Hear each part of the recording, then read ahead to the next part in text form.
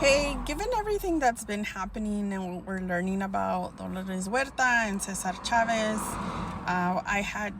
as a therapist, I've been kind of sitting with it, and there's a lot I have to say regarding how the culture of silence protects men and why we as women are often pushed to keep silent, right? And I'm not talking about specifically Dolores Huerta. She had her reasons, she made them clear.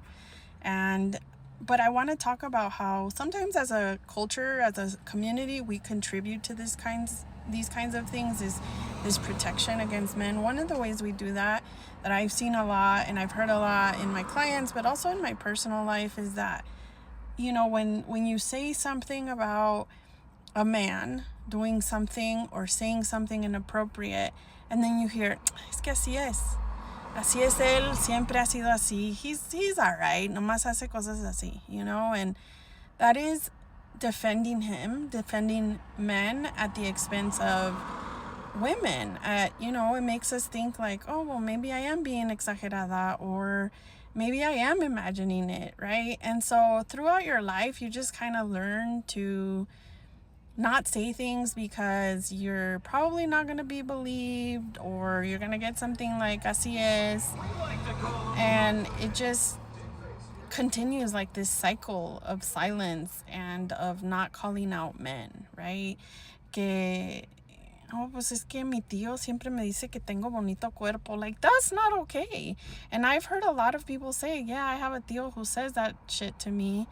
Or even the opposite of like, oh, just making body comments, or the way they look at you and they make you uncomfortable, or the way they touch you and make you feel uncomfortable, or just them doing or saying things that are creepy. I don't know how else to explain it except for they're creepy.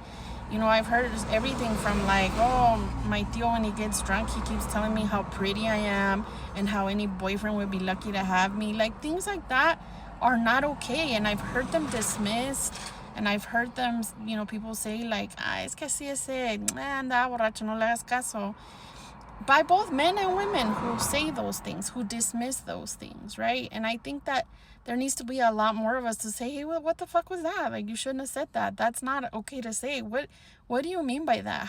How is it okay to say that to a 14-year-old, right? Or a 13-year-old? And so, yeah, that's just one of the thoughts I had about, like, es que así es, right? Which it's one of the first things and most common things I hear of dismissing women's concerns.